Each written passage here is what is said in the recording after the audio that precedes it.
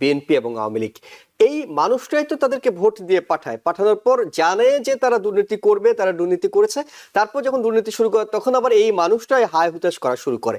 এটা কি আসলে মানে রাজনৈতিক কিংবা গণতান্ত্রিক শিক্ষার অভাব? বিএনপি অলরেডি যেভাবে বিভিন্ন ধরনের মানে চাঁদাবাজি, লুটপাট, অপকর্মে লিপ্ত হয়ে গেছে, তাতে তাদের প্রচুর দুর্নাম হচ্ছে।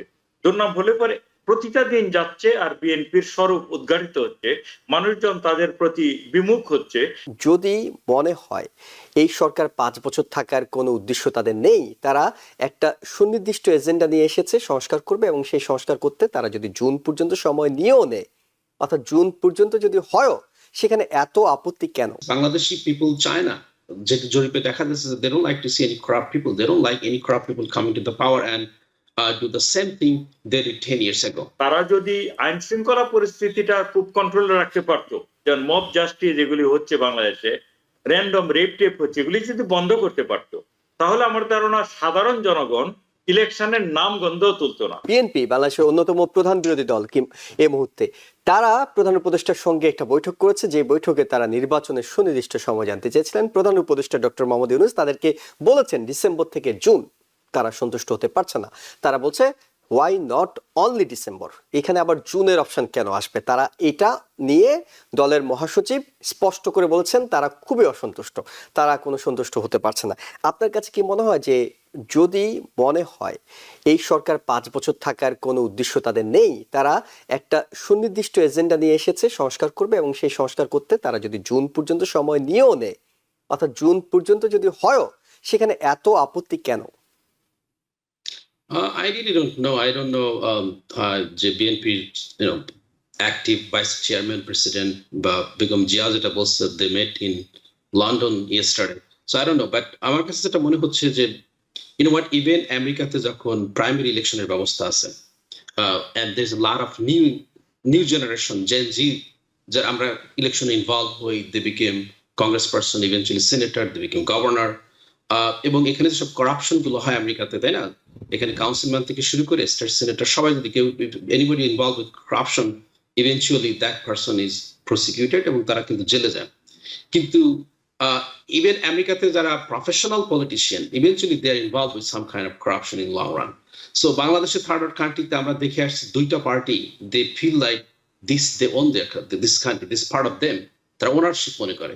কিন্তু democracy is not a ownership. Democracy আমরা জানি যেসব ওয়েস্টার্ন সোসাইটি, ওয়েস্টার্ন কান্ট্রিগুলোতে, what, the people's change their opinion, they vote for one group, one party, next time another party, but we don't see any change. Corruption after corruption, সারা দেশটাকে তারা কুক্ষিগত করে ফেলছে। So this is not right. So তারা যদি 6 মাস সময় নেন, I don't think it's a big deal.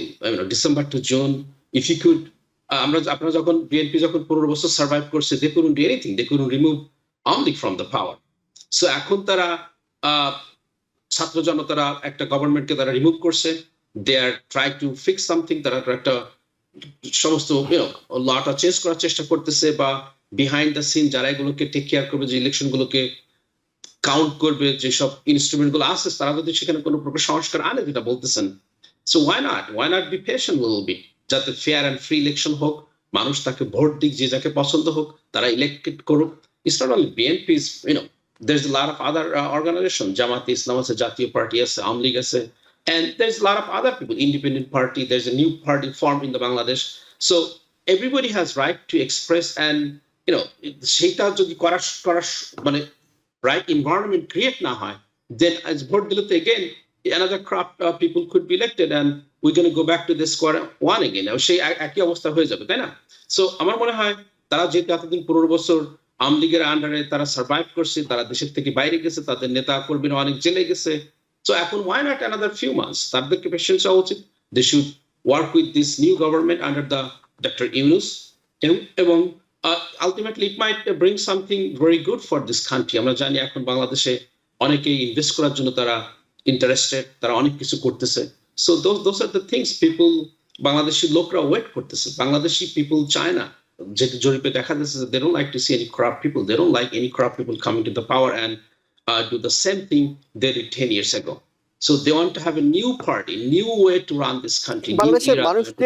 বাংলাদেশের মানুষদের নিয়ে যে অবজারভেশনটা আপনি বললেন, এখানে একটু আপনার কাছে জানতে চাই, যদি ভোট হয় তাহলে তো এই বাংলাদেশের মানুষরাই আবার যাদেরকে আমরা তথাকথিত কিংবা আমরা বলছি যে করাপ্টেড, অর্থাৎ এই দুটো দল বিএনপি এবং আওয়ামী লীগ, এই মানুষরাই তো তাদেরকে ভোট দিয়ে পাঠায়, পাঠানোর পর জানে যে তারা দুর্নীতি করবে, তারা দুর্নীতি করেছে, তারপর যখন দুর্নীতি শুরু করে তখন আবার এই মানুষটাই হায় হুতাশ করা শুরু করে। এটা কি আসলে মানে রাজনৈতিক কিংবা গণতান্ত্রিক শিক্ষার অভাব, নাকি কি কারণে তারাই তো ভোট দিয়ে পাঠায়? তারাই তো এই নতুন প্রজন্ম যাদের কথা বলা হচ্ছে ভোটে দাঁড়ালে এরা তাদেরই ভোট পাবে না, এই জনগণদেরই ভোট পাবে না, ভোট পাবে হয় সে বিএনপি না আওয়ামী লীগ। তাহলে আসলে জনগণের আপনি বলেন। জি, হাই হুতাশ কথাটা লোক আমেরিকাতে যখন আমরা দেখছি ট্রাম্পকে ইলেক্ট করছে, তার মানে এই না যে লোকজন, আপনারা দেখেন last weekend thousands of people came out to the street, তারা গভর্নমেন্টের এগেইনস্টে প্রোটেস্ট করছে, দ্য গভর্নমেন্টের এগেইনস্টে নিউ ইয়র্কে, ওয়াশিংটন ডিসিতে বিভিন্ন জায়গাতে প্রোটেস্ট করছে। সো দিস ইজ পিপলের রাইটস। কিন্তু বাংলাদেশে কি কখনো এই ধরনের কোনো ডেমনস্ট্রেশন হয়েছে? নো। সো দিস ইজ মিডিয়াতে কখন কি আপনি কি সত্যি করে কিছু বলতে পারবেন? নো।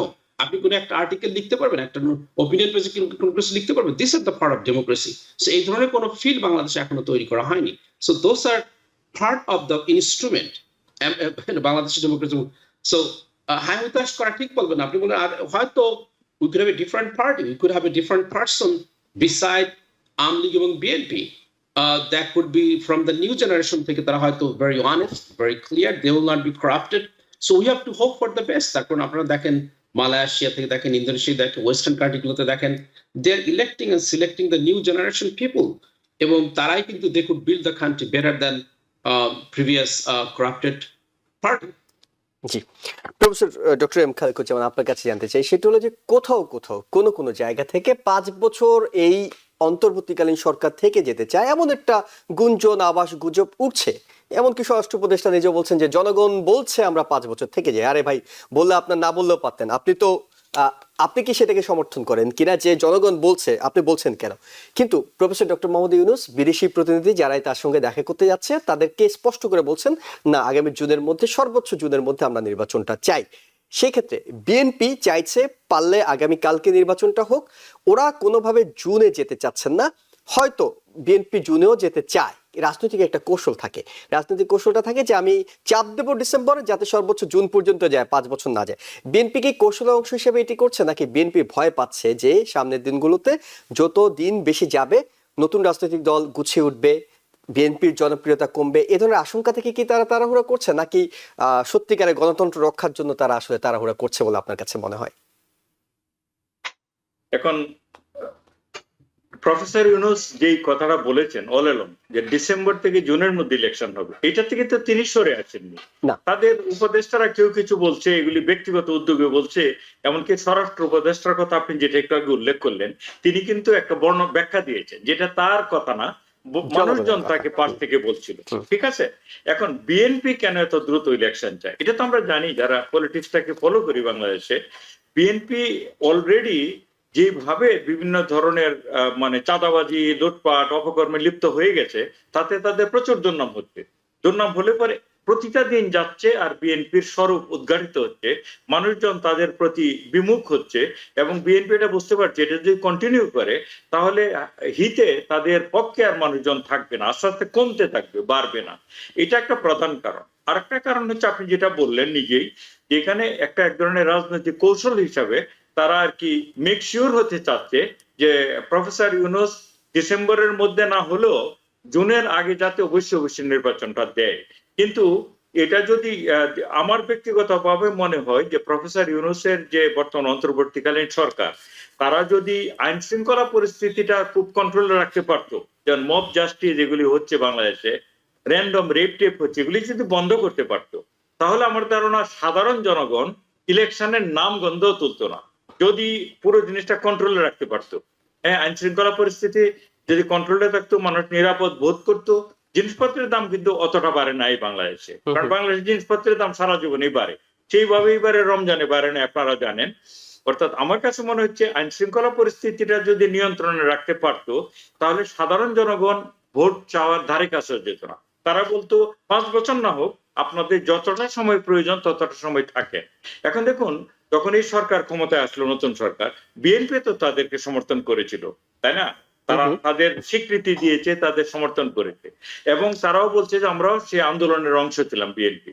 তাহলে যদি আন্দোলনের একটা উদ্দেশ্য ছিল, এখানে বিচার হবে, সংস্কার হবে, তারপর ইলেকশন হবে।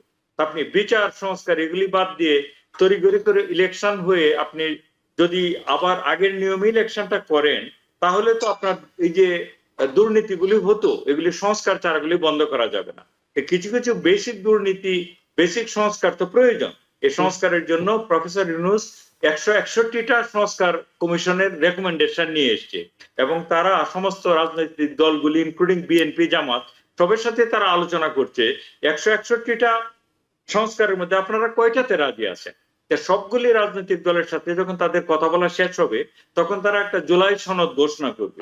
161-র মধ্যে ধরে নিলাম 50টাতে সবাই একমত, সেটা তাদের করতে দেন। এই সময়টা তো তাদের পার হয়ে যায় না প্রফেসর ইউনূসের। সুতরাং বিএনপি যেটা করছে আমার দৃষ্টিতে এটা রাজনৈতিক কৌশল হিসেবে করছে, আদারওয়াইজ তাদের এটা করার কোনো মিনিমাম যুক্তি নাই। তারা 15 বছর শেখ হাসিনার আন্ডারে মানে সহ্য করতে পারছে, এন্ড প্রফেসর ইউনূস তাদেরকে এরকম কোনো জেল জুলুম দিচ্ছে না, তাহলে আর 6 মাস তারা থাকতে পারবে না কেন?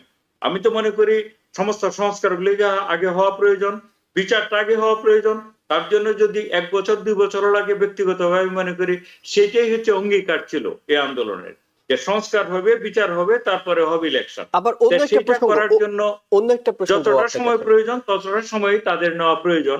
তবে আমি যেটা প্রথমেই বললাম, প্রফেসর ইউনূস যদি আইন শৃঙ্খলা পরিস্থিতি নিয়ন্ত্রণে না আনতে পারে, সেটাকে আমিও সমর্থন করি না। আমিও মনে করি না তার অনেকদিন ক্ষমতায় থাকা প্রয়োজন, যদি সে জিনিসটাকে কন্ট্রোলে আনতে না পারে। নিউ ইয়র্ক থেকে সম্প্রচারিত TVN 24 টেলিভিশন, বিশ্বজুড়ে বাঙালির কণ্ঠস্বর।